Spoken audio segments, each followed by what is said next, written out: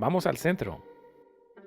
Hola, bienvenidos. Les habla Luis Miranda, acompañado aquí por Carl Mitchum, Carlos Ruiz Hernández, Robert Funk nos acompaña desde Chile. Tenemos un episodio muy interesante con todo lo que está sucediendo esta semana. De hecho, el ser humano llegó más lejos de la Tierra de lo que jamás ha llegado con la misión Artemis 2.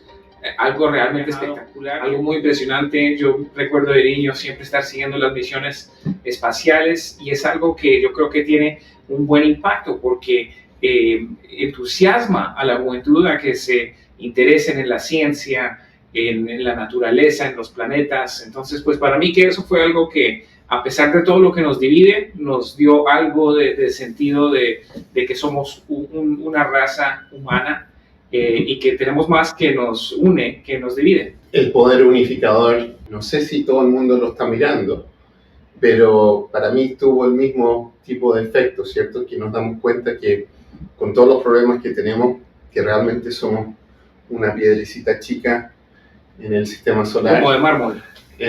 Y en el universo, así que exactamente nos hace darnos cuenta que tenemos más en común, siendo seres humanos que vivimos en la Tierra. Tengo que decirles que a mí me preguntó una periodista en una entrevista si yo pensaba que el timing de esta misión había estado planificado para coincidir con la guerra, para desviar la atención de la guerra.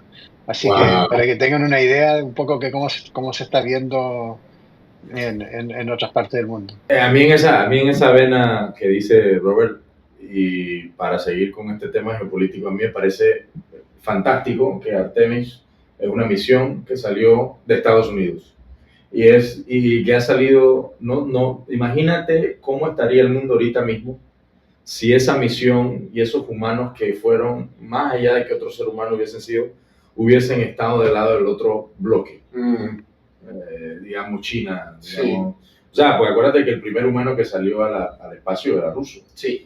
Y las primeras misiones especiales, las más efectivas, las más exitosas, fueron rusas primero. Exacto. Y el primer satélite. El primer satélite. Pero creo que el capitán aquí fue canadiense, Robert. No importa, pero... No sé si el capitán, pero uno de los tripulantes, sí. Sí. Exacto, o sea, eso es lo que prefiero. El bloque es el bloque de este lado el que lleva esa vanguardia.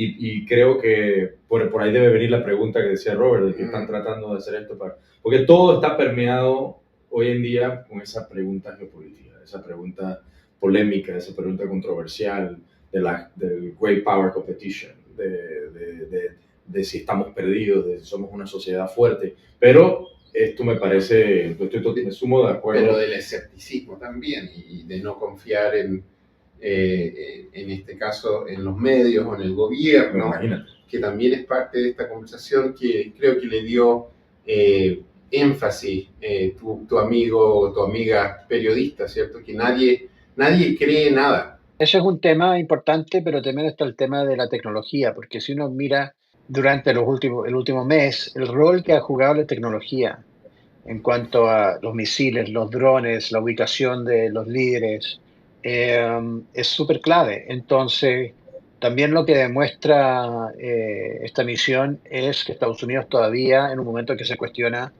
¿no es cierto?, se cuestiona la competencia entre China, Estados Unidos u otros, la capacidad que tiene Estados Unidos para todavía armar proyectos tecnológicos que son de larga data. Es decir, esta misión no se empezó a planificar la semana pasada, no se empezó a planificar durante el gobierno de Donald Trump. Esto es una misión que viene de mucho tiempo y requiere un nivel de preparación, tecnología, ciencia e innovación que tal vez muchos en Estados Unidos empezaron a pensar que ya se había desaparecido. Bueno, entonces de eso pasemos a lo que nos divide. Porque, wow, qué semana. Una semana muy interesante en la que llegamos finalmente a un cese al fuego, pero se llegó de una manera muy extraña con Donald Trump posteando en redes sociales mensajes muy preocupantes, incluyendo el domingo de Pascua, enviando un mensaje esa mañana, no sobre la resurrección, ni lo que nos une, sin importar la fe, nada de eso, sino que mandó un mensaje hablando de lo que iba a destruir el martes, específicamente que iba a destruir puentes y otra infraestructura vital para la sociedad iraní como amenaza. Y eso lo sigue el martes en la mañana con un post de su red social Truth Social, donde dice que esta noche muere una civilización y jamás volverá a existir. Eso es algo que se pasa, porque lo que hizo fue darnos a ver que no es una persona estable, pero también cómo deja eso a Estados Unidos a una hora de finalizar la amenaza. Entonces se rinde, se echa para atrás y acepta condiciones de Irán que ahora nos estamos enterando. Nadie está dispuesto a aceptar. Irán quiere mantener su control de lo nuclear y poder refinar los materiales nucleares, y quiere ahora controlar el estrecho de Hormuz, algo que jamás había hecho. Sí, así es. A mí me llama mucho la atención comparando, volviendo un poco a lo que decía antes de la entrevista sobre Artemis. Ha sido muy interesante observar o comparar cómo se cubrió, se reportó, por lo menos el anuncio del cese de fuego en Estados Unidos y en el resto del mundo. El resto del mundo unánimemente se interpretó como una especie de rendición. En Estados Unidos era más mixto, algunos sí, otros no. Yo creo que hay que entenderlo. Mira, llevamos nosotros y mucha gente lleva mucho tiempo tratando de interpretar qué es lo que quiere Donald Trump, cuál es el objetivo, cuál es la estrategia. Y yo creo que al final del día, con Trump, eh, como dicen los psicólogos, cuando alguien te dice quién es, hay que creerle. Y yo creo que Trump nos dijo hace 30, 40 años cuando escribió un libro que se llamaba The Art of the Deal. Y en el fondo Trump sigue siendo esa persona que le gusta negociar, es un negociador, le gusta llegar a acuerdos que le benefician a él, y es un ludópata, es una persona que le gusta apostar y le gusta arriesgar. Y no siempre gana. En su carrera empresarial perdió muchas veces, se fue a la bancarrota, y ahora en la política en general le ha ido bien, pero en este caso yo creo que perdió. Alguien va a decir es demasiado temprano saber si ha perdido o no, porque recién van a empezar las negociaciones, pero como dijo Luis, la serie de condiciones que puso Irán para solamente ir a la mesa, las condiciones son maximalistas, tal como Trump usa condiciones maximalistas o amenazas maximalistas. Las condiciones es control total sobre Hormuz, eso no es aceptable. Las condiciones son retirar todas las tropas americanas de todo Medio Oriente, eso no es aceptable. Las condiciones, ellos dicen que no se incluyó y no se discutió el tema nuclear, eso no es aceptable. Que no se haya incluido Líbano, eso no es aceptable. Entonces, eliminar todas las sanciones, liberar la plata, el dinero que está congelado en las cuentas en el extranjero. Entonces, ese es el punto de partida que tiene Irán. Y si Trump es un negociador, significa que algunas o varias de esos puntos van a tener que ceder para llegar a un acuerdo. Eso es evidente. Y además es evidente que Irán aprendió, la gran lección para Irán de este conflicto es que en cualquier momento pueden volver a amenazar Hormuz. Siempre. Eso no va a cambiar. Entonces, y no sé qué negociación va a cambiar esa situación de base. Yo lo veo un poco diferente, pero quiero agarrar un punto que decía Robert que me parece muy importante. El tema del art of the deal y de cómo Trump se maneja él como persona, como profesional, como presidente. Para mí, Trump él no ganó la guerra que el mundo estaba esperando. Él ganó la guerra que él mismo inició, él mismo liberó. Él libró una guerra a su estilo y son dos cosas muy distintas. La guerra que todo el mundo estaba esperando y yo pienso que ahí el error del análisis convencional es lo que se esperaba. Por ejemplo, el cambio de régimen. O sea, el mundo estaba esperando que si vas a atacar a Irán, estés esperando una democracia instalada o un cambio, o un Irán pasivo, un Irán con paz en la región y no armas nucleares. Y yo creo que ese es el métric que se ha estado utilizando para determinar si Trump gana o pierde, ¿no? Porque esas son las preguntas.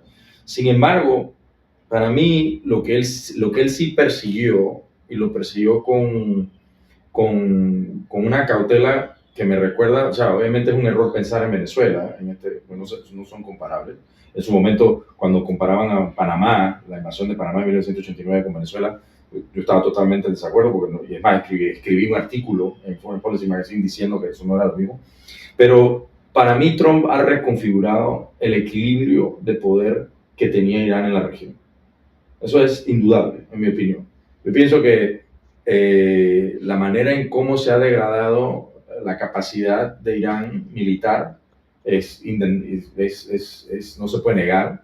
Yo creo que el análisis empieza desde el punto de que hay una decapitación de un régimen que fue uniforme por casi 50 años, donde nunca hubo una disrupción de ese liderazgo.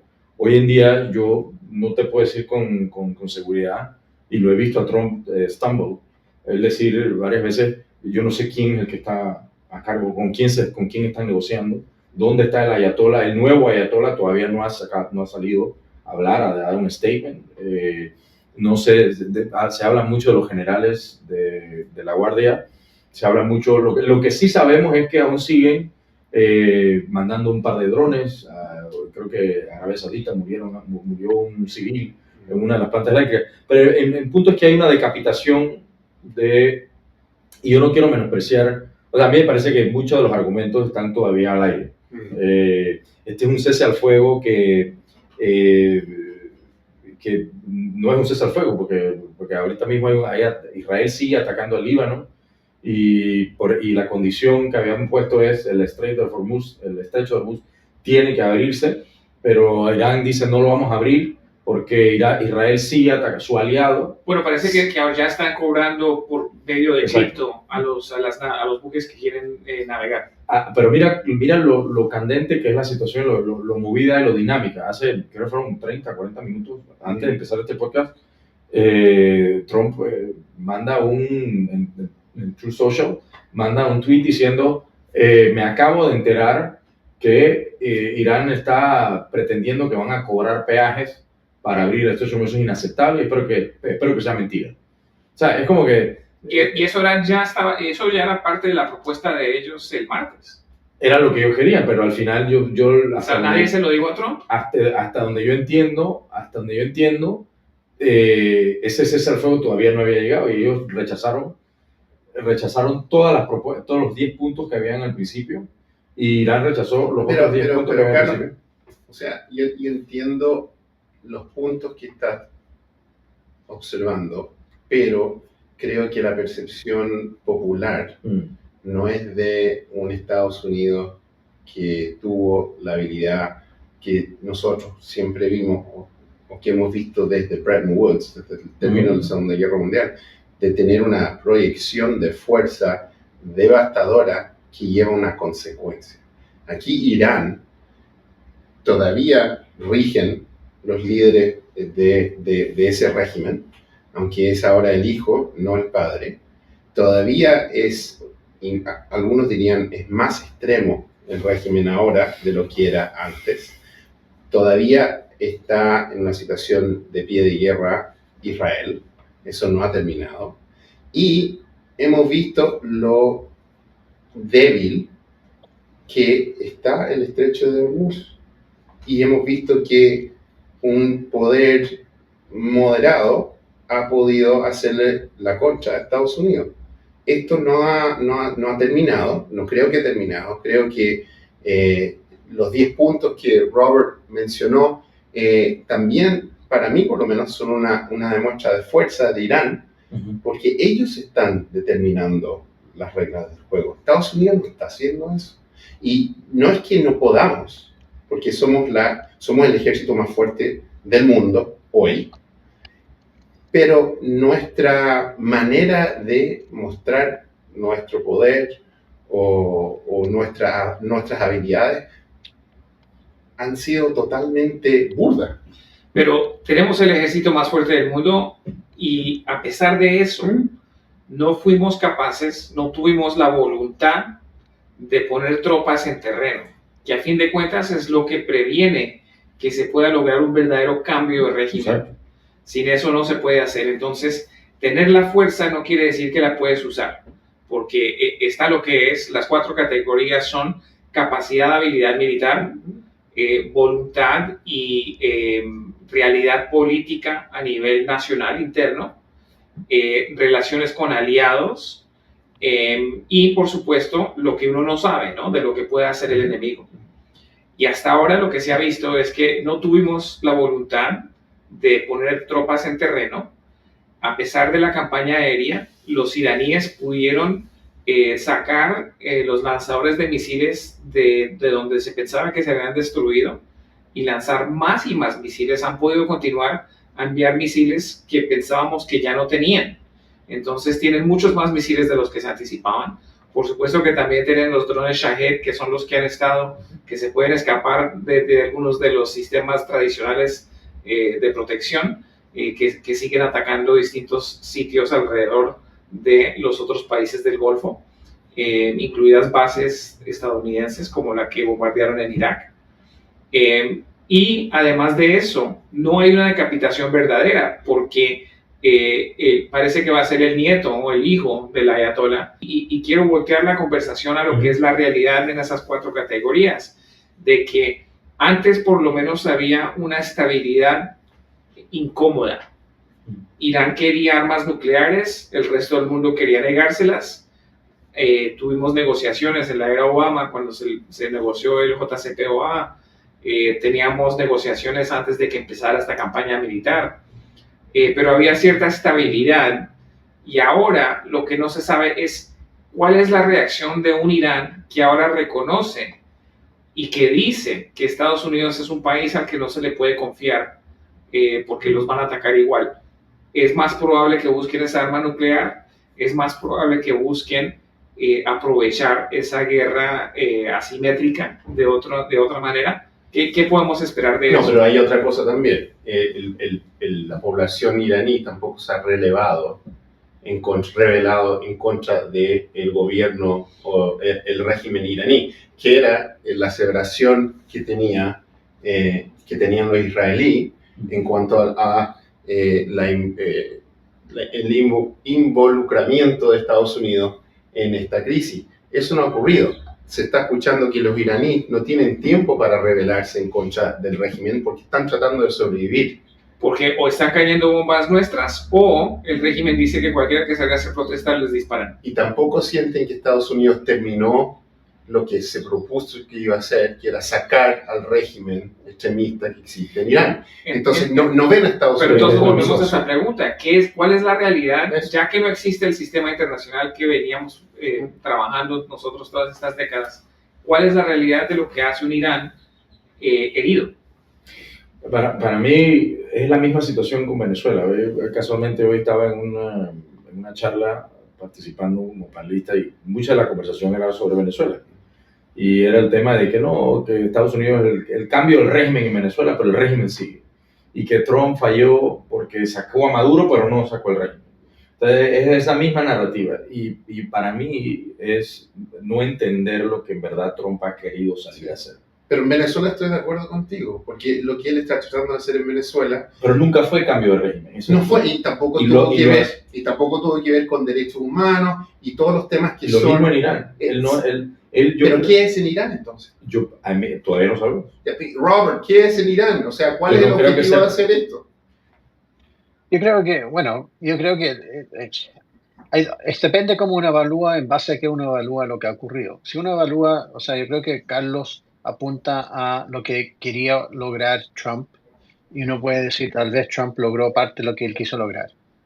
No está claro, pero se puede argumentar eso. Pero después uno puede evaluarlo en base a lo que existió previo a la guerra y lo que existió después.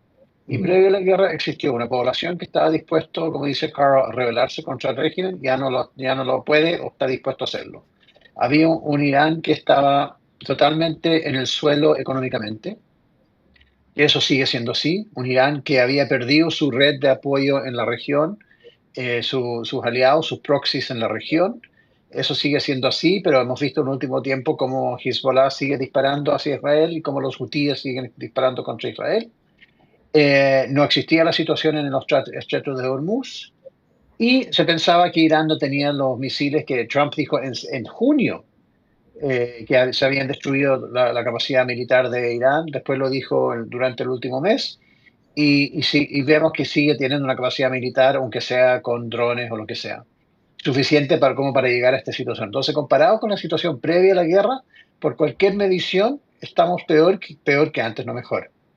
Y aquí yo creo que hay que reconocer algo que es muy difícil de reconocer, para mí por lo menos, que es que en alguna medida Bibi tenía razón. Netanyahu venía diciendo, hace 20 años, viene diciendo que hay que parar a Irán. Y siempre, cada vez que lo decía, la gente dice, lleva tantos años diciendo eso y no ha pasado nada, no ha pasado nada. Pero ¿qué es lo que ha ocurrido? Esto un poco como, no quiero hacer la comparación entre Netanyahu y Churchill, por favor, pero cuando volvió Chamberlain de Checoslovaquia y dijo que habían llegado a un acuerdo con Alemania, Churchill dijo algo así como queríamos paz y evitar la guerra, ahora vamos a tener guerra. Churchill siempre reconoció que había que parar a Alemania en todos los pasos que había dado y nunca se hizo hasta que hubo guerra. Y Netanyahu, y lo que estamos viendo ahora con el resultado y el hecho de que Irán sea más fuerte de lo que fue antes, lo que indica es que si se hubiera actuado, no en junio, no ahora, no en junio, pero hace 10 años, tal vez hubiéramos tenido un resultado muy distinto a lo que no hubiéramos tenido el 7 de octubre, hubiéramos tenido un resultado muy distinto. En ese sentido, de nuevo, tal como cuando Trump dice quién es, hay que creerle, cuando los iraníes dicen qué es lo que son, qué es lo que quieren, y llevan 50 años diciendo que quieren estar en guerra contra el Occidente, contra Estados Unidos, y contra Israel, y contra cualquiera que no piense como ellos, contra Arabia Saudita, hay que creerles también, y por lo tanto hay que reaccionar frente a ello. Y durante 47 años nunca lo hicimos. Hagamos una aclaración aquí, porque yo creo que parte del problema es que Bibi Netanyahu ha perdido mucha credibilidad en el mundo.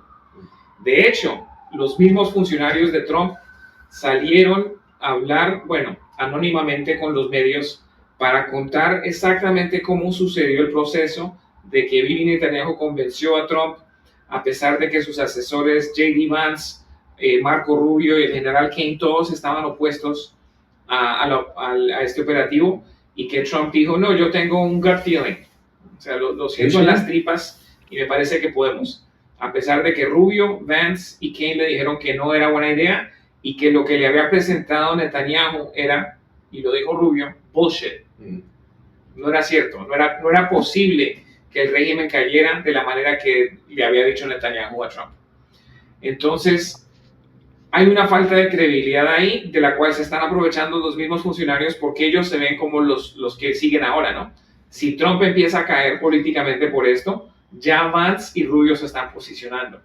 Pero tomemos un paso atrás, entonces, ¿sí hay una amenaza de Irán o no? Y la realidad es que sí. 47 años es un régimen que le ha declarado guerra al Occidente y que ha estado haciendo no solo lo que son ataques y llevar a cabo violencia a través de sus proxies como Hezbollah y Hamas, pero que también ha llevado a cabo una campaña muy efectiva en Estados Unidos y en el resto del mundo a través de la desinformación.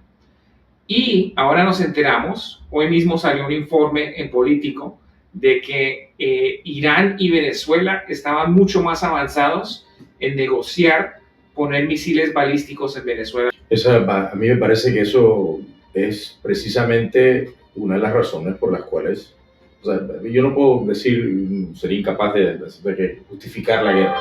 Y yo creo que es donde iba Robert, que cuesta decir que Bibi tenía razón. Y ha estado teniendo razón. Este problema de Irán es un problema que iba inminentemente a terminar en algún tipo de conflicto o roce o acciones cinéticas militares o precisamente lo que tenemos ahorita mismo. Con Venezuela, Irán, ellos, te lo digo yo que fui con mi presidente cuando estaba trabajando en el gobierno, fuimos víctimas de un hackeo en nuestras conversaciones a través de Signal por una célula iraní que estaba trabajando en Venezuela. ¿Por qué? Por las acciones que había tomado mi presidente, habíamos tomado mi cancillería de unos statements que hicimos alrededor de las elecciones en Venezuela. Entonces, yo creo que eso prueba una vez más esa capacidad que tenía Irán, o todavía la tiene, y todavía de elevar esos tentáculos a otros hemisferios, porque tiene una guerra declarada contra Occidente.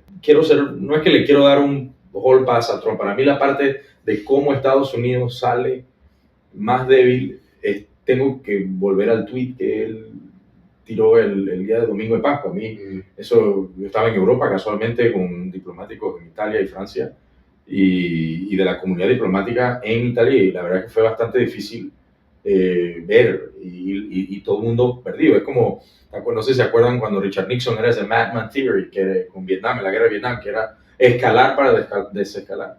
Y yo lo que sí estoy viendo, lo que sí le quiero dar el beneficio a la administración de Trump y la manera en cómo ella está, es él te lo dice, esto es un gut feeling que yo tuve. Esto es un gut feeling, él lo dijo en su entrevista. Por 48 años, yo, como presidente de los Estados Unidos, no voy a patear esa lata a otro presidente. Yo voy a por lo menos hacer lo que puedo. Le quité a Soleimani, les quité el Ayatollah. Ahora yo creo que, ahora la pregunta de que Irán, pues, el tema de las armas nucleares y el programa nuclear, lo hemos conversado entre nosotros. O sea, yo quiero saber quién ahorita mismo en Irán está diciendo, ok, ¿dónde están los científicos vestidos de la bata blanca ahorita mismo trabajando en esa arma nuclear en Irán? No he visto ninguna evidencia de que eso esté pasando. No hay evidencia de que no esté pasando. No hay evidencia de que no esté pasando, exacto. Pero lo que yo sí voy a decir es de que Irán puede volver a reiniciar y tiene la capacidad de volver en un tiempo determinado en el futuro, que no sé cuál es, esa X, no sé cuál es. Es seguro, por supuesto. Yo pienso que, ¿por qué? Porque no hay un cambio de régimen, porque tú bien lo dijiste, no hay nadie, no hubo una invasión a Irán, y yo creo que Trump sería incapaz, no sé, no lo veo a él siendo ese presidente, así como Bush cuando invadió Irak, con la mentira que fue, poner boots on the ground, yo creo que eso no va a pasar, y no me parece que es su estilo. Trump, él creó esta guerra de la nada. Hay muchos reportes de que lo hizo con Bibi Netanyahu y todo entre ellos dos, pero él creó unas condiciones, ese es el art of the deal, como decía Robert. Él creó unas condiciones para él decir, esto se acabó en mis términos. Pero en todas las condiciones vamos a terminar peor de lo que comenzamos. Eso yo creo que hay muchos indicativos ahorita mismo de que porque la situación es demasiado compleja, pero las respuestas a eso, estamos peor, es el tiempo el que nos va a decir. Yo pienso que ahorita mismo... Un punto pequeño respecto a lo de Netanyahu y lo que salió en el New York Times. Haciendo un contrafactual, ¿ustedes creen que si la evaluación hubiera sido más positiva de la guerra, que hubiera habido tanta persona informando y diciendo la culpa lo tiene Bibi, o hubieran dicho no, esto fue idea nuestra? Yo tengo serias dudas, y yo creo que aquí hay mucha gente lavándose las manos y diciendo esto, los israelíes lo hicieron, nos obligaron a hacer esto, pero si hubiera existido la sensación de que esto fue un tremendo éxito, les aseguro que nadie estuviera hablando. Ok, puede haber un poco de ese tipo de escepticismo y mucho pasando aquí en Estados Unidos también, Robert, en cuanto a descalificar a el mundo israelí y judíos en general, y puede haber que haya un poco de antisemitismo un poco también, pero también diciendo que no es decir que es el único tema que está definiendo o descalificando a Bibi, ¿no? Pero te digo que puede ser que eso sea, pero a mí me cuesta mucho, Carlos, decir que hemos ganado algo aquí. Y sí, yo quizás como realista más tradicional, yo respeto mucho el poderío estadounidense, la habilidad de proyección de ese poderío, y veo que el mal uso de eso es lo que nos ha llevado a estar en una ambigüedad. O sea, no sabemos si en 2 semanas más esto va a volver, va a haber un flare-up, como decimos, o si realmente hemos definido un nuevo orden en el Medio Oriente. ¿Qué van a decir los saudíes en cuanto a lo que está pasando en Irán y el poderío de Irán de dominar el estrecho de Hormuz? O sea, hay muchas cosas que todavía están por verse. Lo que está pasando en el Líbano también, o sea, quizás es un breakthrough, que ahora Israel va a hablar con el Líbano y va a tratar de conseguir algún tipo de acuerdo, no sé. Hasta que se caiga un par de años. Claro, pero, o sea, yo estoy realmente, I'm struggling para poder decir qué es lo que ha ganado Estados Unidos aquí. nuestros amigos que los tres tenemos, ven esto y el raciocinio detrás de esto más como un episodio de televisión. Todo el mundo estaba mirando esto, nos estaban llevando a un clímax y ahora el clímax fue aquí. O sea, ¿qué hemos ganado? Y déjame entrar a esto un momentico contigo, Carl, porque precisamente en el Congreso, ahora lo otro que ha sucedido políticamente es que en la Cámara los demócratas lograron hoy, a pesar de que siguen en vacaciones, creo que ha sido lo más loco de todo esto es que en las últimas 2 semanas el Congreso ha estado de vacaciones, pero hoy tuvieron una sesión, lo que llaman pro forma, no es una sesión formal legislativa, pero trataron de usarla para avanzar una resolución conjunta para limitar los poderes de guerra de Trump. Y los republicanos la bloquearon. Si ellos siguen haciendo eso, una tras otra vez, en algún momento hay republicanos que políticamente, por sus campañas en sus distritos o estados, no van a poder seguir defendiendo a Trump en esta guerra. ¿Cómo ves lo que está pasando en el Congreso? Mira, el Congreso, o lo que no está pasando, porque están de vacaciones. Sí, porque la verdad de las cosas es que el Congreso estadounidense ahora, el Partido Republicano, está, como mis hijos dicen, es a non-player character, un NPC. No sé cómo decimos eso en español, un personaje que no juega, que no participa, ¿cierto? Pero que está presente. De trasfondo. Claro, y eso ha sido el Partido Republicano en el Congreso. Y eso te demuestra que el funcionamiento normal de esta democracia, con brazos coiguales, no está funcionando, ¿cierto? Y creo que no es sostenible, como dijiste tú. Creo que va a haber un rechazo. Creo que lo que dijo el presidente Trump en su candidatura, ¿cierto? Que no iban a haber forever wars. Ahora esta semana, ayer, inclusive empezaron a hablar pero forever wars. Forever wars. Pero esto no es un forever. Pero no sabemos dónde va a terminar. Pero no acuérdate, lo que hizo ayer fue que the draft va a volver. No sé cómo hacemos el draft. Sí, comenzando en diciembre. Sí, pero ¿cómo se dice para que la gente entienda? Servicio militar. El servicio militar.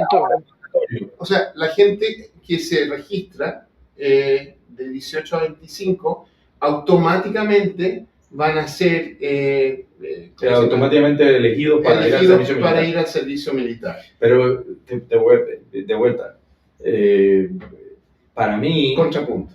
Exacto. Para mí es demasiado, ¿cómo se dice? Era de esperarse. La manera en cómo funciona este aparato de Trump en el gobierno funciona así. Sí. Pete Hegseth, si tú escuchas hablar a Pete, el DOD ha vuelto a hacerse lethal machine, no wokeness, ahora we have a military, y ahora vamos a de vuelta a tener este servicio para proyectar de que nosotros somos una nación que nos vamos a defender y tenemos como defender. Estoy de acuerdo contigo, pero esto no fue lo que le presentaron al pueblo estadounidense que votó por él. Bueno, eso es lo que te estoy diciendo. Hay una disyuntiva aquí. Sí. Y la verdad, las cosas es que no se sabe si ese grupo va a estar en contra, si no va a ir a votar, hay que ver. O si va a votar por los demócratas. No se sabe por dónde va esto, pero la situación no es una que podamos predecir. O sea, Luis, tú empezaste dando uno de los elementos de la disfunción que está existiendo en el Congreso estadounidense, y también está una disfunción dentro del mundo MAGA. Y vale la pena, que lo dijo Robert, que si esto fuera un éxito, no tendríamos artículos en el New York Times con Vance y Rubio mostrando que ellos estaban opuestos. Tampoco tendríamos congresistas anónimos diciendo que esto nos acaba de costar el Congreso. Pero Robert dijo algo también extremadamente importante en mi opinión al respecto. Trump es un apostador por excelencia. Esto fue un riesgo que él ha tomado y dijo, me la voy a jugar por aquí, y está el mundo... Por excelencia. Recordemos que todos los casinos de Atlantic City se fueron a la bancarrota. Para esto es el Taj Mahal. Este es el Taj Mahal. Esto es un gamble, pero eventualmente él te diría, si estuviese aquí, después I made my name y soy presidente. Pero el Taj Mahal quedó en bancarrota. Es un tema, por supuesto, exacto. Pero el tema es, el tema es el apostador, ese arriesga, él arriesga. Y a mí la parte que más me impresionó fue su entrevista que dio hace 2 o 3 días, la vimos juntos, ¿verdad? Sí. Cada frase es bien trumpiana. Yo lo que estoy viendo en esta situación es, volviendo al tema de Irán, el sustantivo, Sí. Irán es una civilización que ha estado por 5.000, una de las civilizaciones más antiguas de la faz de la Tierra, Sí. Persia. Ellos tienen una capacidad de ser ese vacuum de poder en el Medio Oriente al punto que nos han enredado en no nada más esta guerra. Muchas de las consecuencias, muchas de las acciones que se tomaron en Irak en 2003 y la pelea contra el terrorismo, todo tiene que ver con Irán, o sea, todo es ese vacuum, Hezbollah, los Houthis en Yemen, donde quiera que vayas, Irán tiene esa capacidad. Entonces, finalmente, un ocupante de la Casa Blanca dijo, ¿sabes qué? No more deals, de la manera en como se han hecho antes. Voy a primero, bueno, nosotros lo dije, hace unos meses lanzaron bombas, lo que decía Trump, que obliteró toda esa parte. O sea, en junio del año pasado. La fundación nuclear. La fundación nuclear. O sea, supuestamente ya estaban destruidos. Exacto, que ese es el tema, ¿no? Declaró la victoria. Ese es él. Ese es él y eso es lo que ha pasado ahorita. Él creó esta situación, fue y ese ocupante de la Casa Blanca dijo, voy por aquí, voy a arriesgar por aquí. Y yo creo que hay muchas respuestas que no vamos a tener hoy, ni mañana, ni la próxima semana. El del estrecho de Hormuz para mí es, yo viendo cómo reaccionaron los mercados, inmediatamente que Trump dice el cese al fuego, todos los objetivos militares fueron obtenidos, los mercados reaccionaron inmediatamente positivo. Bajó de $100 el barril de petróleo. Y volvió a subir porque los israelitas empezaron a atacar a Líbano. Entonces, ahí es donde vamos a jugar.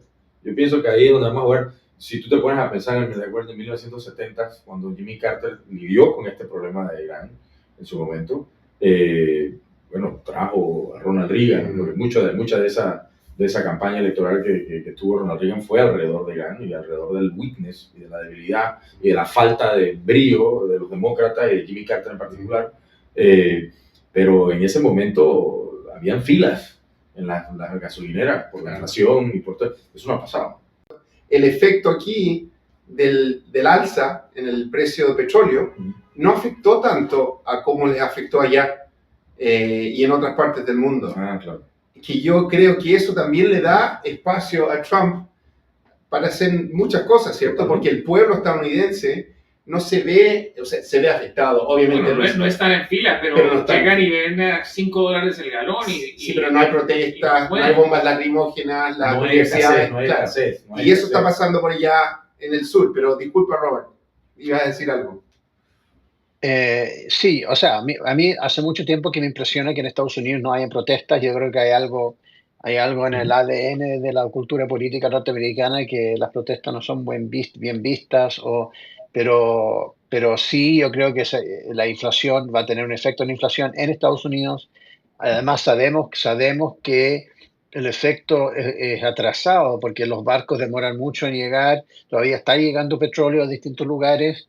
Aquí lo que ocurrió, en el caso chileno, ocurrió algo muy particular, que es que Chile tenía un sistema de contrapeso, de regulación del precio de los combustibles, y cuando subió tanto el precio, eso implicó que el Estado chileno iba a tener que meter 100 o 150 millones de dólares por semana para mantener ese equilibrio. Y eso en un contexto de un gobierno que entró diciendo que no había plata en el fisco por el gobierno anterior, dijeron, nosotros no estamos dispuestos a pagar ese dinero, lo cortaron y eso llevó a una alza muy rápida, muy brusca y a protestas. Vamos a ver ahora si baja el precio. Tengo serias dudas, pero vamos a ver. Y voy a decir otra cosa respecto a Carter en 79-80. Carter no pudo reaccionar, no pudo actuar de otra forma en 1980 porque Estados Unidos todavía tenía el trauma de Vietnam. O sea, Carter en 1979, cuando se toma la embajada, pudo haber hecho muchas cosas. Irán no era el poder militar que es ahora, pudo haber hecho muchas cosas, pero Estados Unidos, bueno, Carter mismo tenía sus propios temas, pero además Estados Unidos estaba con el tramo de Vietnam. Hoy día el tramo de Estados Unidos es Irak. ¿Y por qué Estados Unidos? Porque, como ustedes bien dicen, Estados Unidos tiene el poder militar de hacer algo en Irán, pero eso implica mandar soldados en terreno. Pero el trauma de Irak implica que no está dispuesto a hacerlo, la opinión pública no está dispuesta a hacerlo, y Trump sabe que fue electo justamente porque él prometió mantenerse fuera de guerras eternas. Entonces, de alguna forma hay un paralelo. Trump está actuando con más fuerza de lo que hubiera hecho Carter, pero se limita por la misma razón, por ese trauma de un conflicto anterior, que realmente es un gran limitante en la capacidad que tiene Estados Unidos para ejercer su poder. O sea, Estados Unidos no saca nada. Esto siempre me llama la atención de Estados Unidos, que ustedes, los americanos, dicen, somos el poder militar más grande del mundo. Si no tienen la capacidad de ejercerla por política interna, por lo que sea, entonces da lo mismo, da lo mismo.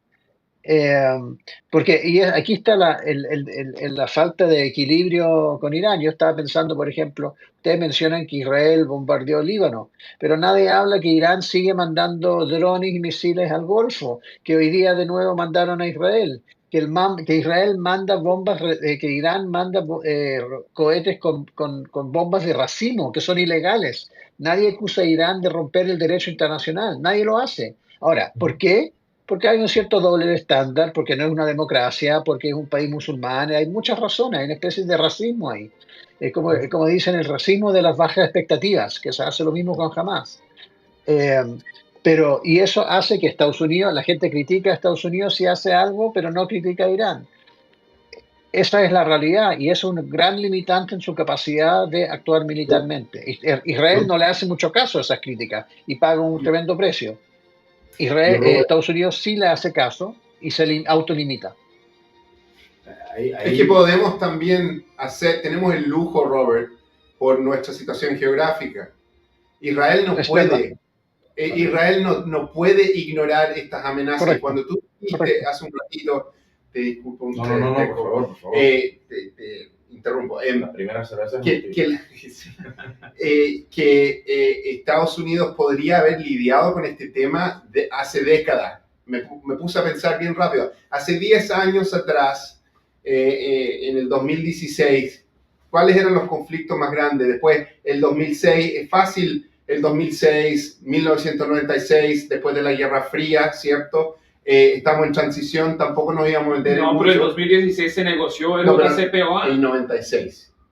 También estamos saliendo de la Guerra Fría, ¿cierto?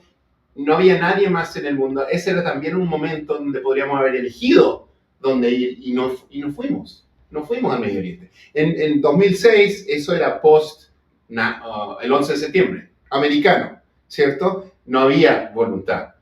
Pero el 16... No se había voluntad, sino que ya estábamos en Irak. Y yo creo que la expectativa de Bush pero de ir a Irán. Yo creo que la expectativa de Bush era que podíamos estabilizar la situación en Irak y luego ir a Irán. Y como nunca se estabilizó Irak, nunca se pudo llegar a Irán. Se puede argumentar que hubieran sido más estratégicos invadiendo Irán en vez de Irak en esa época, pero estamos donde estamos. Déjame decir una cosa aquí para meter a Carlos en esta conversación y Robert también en este tema de lo internacional, porque también hemos perdido aliados, o por lo menos mucha crítica. Keir Starmer, primer ministro del Reino Unido, ha hecho paralelos entre Trump y Putin y muy frustrado con los costos de energía en su país. El miércoles, Mark Rutte, el secretario general de la OTAN, estuvo en la Casa Blanca tratando de calmar las tensiones con Trump, pero nadie da por seguro o garantizado que Trump no mantenga unida la OTAN. Está en peligro la OTAN. Y tú estuviste en Italia la semana pasada, Carlos, y por eso quiero que opines sobre este tema. La primer ministra de Italia, Giorgia Meloni, se está distanciando de Trump. Ella, que fue la única funcionaria europea que aún sigue en funciones, europea, que vino a la segunda inauguración de Trump y se está distanciando por el tema de Irán. ¿Cómo lo viste en Italia? Ya te respondo. Yo quería agarrar un punto que decía Robert sobre ese doble estándar. a mí me preocupa mucho, esta es una situación muy seria, la estabilidad del Medio Oriente es algo que puede de verdad, tiene la capacidad en este preciso momento donde hay esta nueva guerra fría, porque yo lo manejo de esa manera, es una situación que de salirse de las manos te puede llevar a una tercera guerra mundial. Y eso no estoy diciendo exagerado. Esa es una realidad bastante posible. Todos los War Games tú lo puedes ver y ahí está. A mí me preocupa muchísimo qué tanto, porque es Donald Trump y nosotros hemos caricaturizado esa imagen de Trump precisamente por cómo es él. Y acuérdate el bagaje ese de Apprentice, o sea, muchas de las decisiones que él toma, a veces nosotros en esta inmensa libertad que tenemos, las democracias y la libre expresión, hemos puesto a este presidente en una situación bastante, o sea, todo lo que hace es un chiste. Y mi preocupación es, en este momento donde él ha tomado esas decisiones tan relevantes para el futuro del sistema internacional, hasta qué punto no verlo como presidente, verlo como Donald Trump, nos está llevando a cosas como lo que mencionas. Por ejemplo, Meloni, la primera ministra, es una aliada, su claim to fame, para decirlo de esa manera, es esa amistad que ella tiene especial con Donald Trump. Ella perdió un referéndum hace menos de un mes, un referéndum súper necesario que tiene que pasar Italia con su sistema judicial. Este no es el momento para hablar pero ella perdió ese referéndum, no por Trump, no por su amistad, pero simplemente por las realidades políticas y dinámicas políticas de Italia.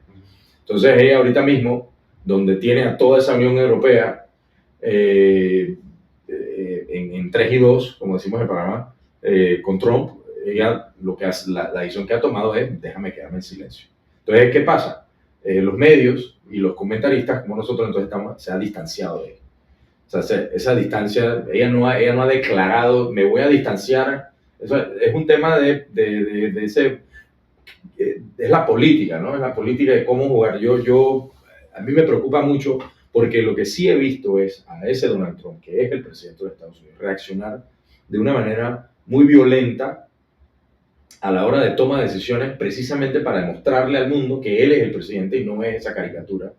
Y eso me preocupa mucho porque en este momento tan coyuntural, a mí, ponte a pensar, China, bueno, los reportes dicen que China, junto con Pakistán, China también, hay un blessing de Xi Jinping a estas conversaciones, a este cese de fuego. Pero a mí me pongo a pensar que yo no he visto a Xi Jinping ni los chinos. Ahorita mismo están... Pero hay un tema ahí que creo que es importante subrayarlo un poco, que es que este presidente nos ha llevado de situación a situación, pero no los termina. Y si yo soy un Xi Jinping o si yo soy Putin, claro, yo estoy buscando knockout punch. O sea, a mí no me gusta el régimen iraní. No me gustó cómo llegamos a esta situación. Pero si vas a pelear, y esto quizás es lógica muy básica y muy chauvinista, si vas a pelear vas a ganar. ¿Ok? Si vas a pegar un puñetazo, vas a ganar. Pero ese es el punto. Ahí es donde estoy de desacuerdo. Para mí ese puñetazo, sí, Trump lo pegó y lo pegó fuerte. Y tú estás diciendo, es que nosotros no entendemos la lógica de la pelea, estás diciendo, que él ganó, basado en su lógica, ganó. Exacto. Entiendo, pero si estás mirando a Meloni, si estás mirando a otros líderes en el mundo... El Congreso mismo, que puedes perderlo. O sea, están jugando en el mismo tapete, ¿cierto? Quizás van a empezar a jugar en ese tapete. Los mismos aliados del Golfo, que se ven ahora más amenazados que antes. Claro. Entonces, eso es lo que a mí eso es lo que a mí me causa un poco de... estoy un poco escéptico, claro, porque entiendo que si estamos en otro momento, es verdad, yo siempre hablo de los antetiempos, los before times. Estamos en otra época, pero hay mucha gente que no está reaccionando de ese modo a lo que está ocurriendo, pero tampoco estoy viendo, para cerrar, tampoco estoy viendo que él está cerrando los momentos en que, las luchas en que se mete, de manera que una masa crítica del mundo entienda. Porque yo, de vuelta, esta es una pregunta es como Venezuela. Ponte a pensar, hablando de nuestra región, es como Venezuela. Él no ha cerrado el loop en Venezuela. Pero por lo menos él sí está haciendo lo que él quería. De hecho, la noticia de que Venezuela estaba mucho más cerca de lo que se sabía hasta ahora, en el 2020, a tener misiles balísticos iraníes en su terreno, salió precisamente por ahora la apertura que hay con el gobierno chavista. Pero imagínate. No sabíamos que Irán había llegado a un acuerdo con Bolivia también, teníamos la historia de AMIA en Argentina, o sea, sabíamos que Hezbollah tiene una presencia en la triple frontera. Marco Rubio en algún momento, cuando él estaba en el Senado, expresó preocupación por la presencia de grupos de Hezbollah y otros grupos en Chile. Entonces, tuvimos un evento hace un par de años durante el gobierno Boris donde apareció un avión misterioso con unas personas que se bajaron con pasaportes iraníes, después se fue a Argentina, en Argentina los detuvieron. O sea, hay cosas que han estado ocurriendo hace mucho tiempo y Estados Unidos ha estado sorprendentemente calmado o resignado a que esto ocurre y que no se puede hacer nada. En ese sentido, sí. No, pero precisamente por eso los Estados Unidos, a través de gobiernos. Pero lo sabemos. Pero vuelvo al tema. Ok, ¿qué sacamos de lo que recientemente ocurrió?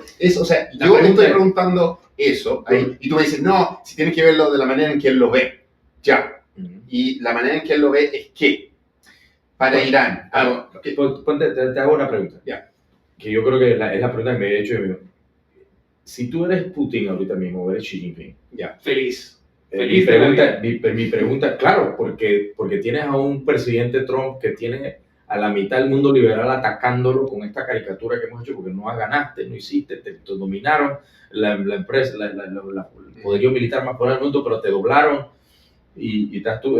Pero mi pregunta es, si yo fuera Xi Jinping, este hombre de un día para otro decidió hacer lo que en 50 años, ¿cuántos presidentes han habido? No hacer. Pero lo hizo mal, pero ese es el problema. Pero lo hizo. No logró conseguir el apoyo del pueblo estadounidense, porque seamos honestos, yo creo que todos en este podcast estamos de acuerdo que necesitamos ganarle a Irán. Trump, en mi opinión, lo ha hecho más difícil. Ganarle, tú dices. Sí, yo estoy de acuerdo contigo que en algún momento iba a haber un conflicto por todo lo que estamos hablando. Trataron de poner misiles balísticos en Venezuela, lo que pasó con Bolivia, lo que tú quieras. Ellos han estado tratando de aumentar la manera de atacar a Estados Unidos, incluso la propaganda de desinformación, a tener mucha narrativa antioccidental que tiene su raíz en lo que vienen presentando los iraníes. Entonces, estamos de acuerdo en eso. El problema es que lo que hizo Trump nos ha dejado más alejados de eso.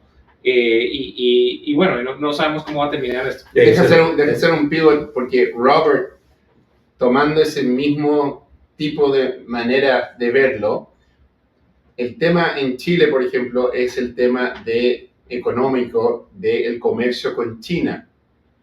¿Tú has visto que esa relación comercial se ha visto afectada por lo que está tratando de hacer Estados Unidos en mandar una señal clara al hemisferio, que el hemisferio es de ellos, de nosotros? ¿Cómo lo ves? No solamente eso, el embajador norteamericano dijo, nosotros entendemos que Chile tiene que venderle a China y pueden tener sus relaciones comerciales. A nosotros nos interesa temas puntuales de seguridad, de minerales críticos, del tema del cable. Eso les interesa que China no se meta en cosas o que se ponen a construir un puerto. Temas estratégicos. Temas de comercio, que le vendamos manzanas y cerezas, les da exactamente lo mismo. Y por el otro lado, por el lado chileno, hay que decir que el gobierno de Cast por un lado ha tratado de acercarse más a Trump, pero bueno, el ministro de Relaciones Exteriores y otras personas del gobierno vienen del mundo de Andrónico Luksic, que es cercano a Cast, pero que tiene que hacerle también gente del mundo de la familia Mate, que tiene grandes empresas y que hace negocios con China. y no van a permitir que Chile cambie su política con un potencial socio, Estados Unidos, que no tiene la capacidad que tiene China para ser el mismo tipo de socio comercial. Así que no creo que ahí hay un gran cambio, pero evidentemente en términos políticos ha habido un giro muy fuerte respecto no solamente a Estados Unidos, sino que a los otros gobiernos afines en la región, El Salvador, Argentina, etcétera. Y yo creo que, ojo, en Chile hubo una tremenda discusión respecto al no apoyo del gobierno a la candidatura de Michelle Bachelet a las Naciones, a la Secretaría General de las Naciones Unidas. Y, y yo creo que eso tuvo un costo político para Kast, pero yo creo que Kast ve a Bachelet como la candidata de Brasil, como la candidata de la izquierda, de Lula. Y entonces ahí es donde se ve el giro en la política exterior, pero en temas comerciales no tanto. Y en Panamá. Es exactamente lo mismo que dice Robert. Porque ahí sí hay uniformidad de política exterior. Es el tema con Panamá, el problema con Panamá es que estamos hablando del canal de Panamá. El canal de Panamá es Panamá. O sea, es la República de Panamá, es la identidad. Entonces, el asset más estratégico es el canal. Entonces, y es lo estratégico. Minerales críticos estratégicos, infraestructuras estratégicas, tecnología alrededor de cómo se manejan los puertos y la automatización de cómo manejan los puertos. O sea, después que esas infraestructuras críticas estén en manos de los panameños, o empresas, o consorcios, o PPPs, entre preferiblemente norteamericanas, porque han sido los socios comerciales históricos, pero después que estén ahí, vayan a venderle piñas, guineos y bananas a quien le dé la gana en China. Y yo creo que esta discusión, que ya creo que ya estamos sobre la hora, ilustra mucho lo complejo que es el tema de Irán. Y lo complejo que era antes de que empezase. Había un status quo terrible, porque bueno, acuérdate que fue Trump el que se salió del JCPOA en 2017.